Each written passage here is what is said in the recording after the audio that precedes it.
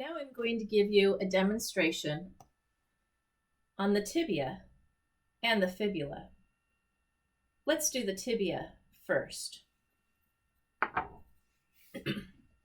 This is again a bone where you're going to be asked to identify if it is left or right.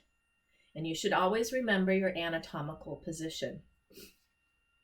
First, this wide region is the superior or proximal end of the tibia. This pointed region down here is the inferior portion of the tibia. So now we know top and bottom, proximal, distal. Now we need to know what is anterior and what is posterior. This bump right here is called your tibial tuberosity. This is where your quadriceps muscles will insert. This faces anteriorly. So this bump tells you this is the anterior side of the bone. That bump is not there on the posterior side. If you come down here to the inferior or distal portion, this extension right here is called the medial malleolus.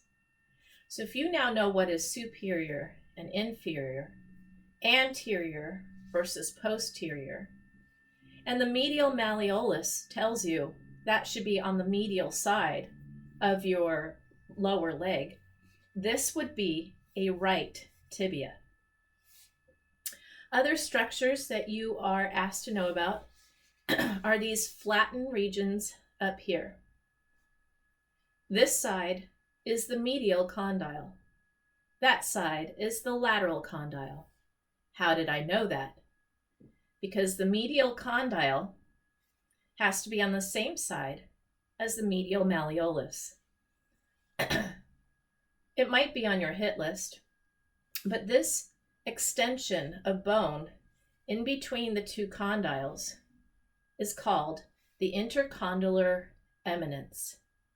Two important knee joint ligaments, intrinsic ligaments, anchor into that.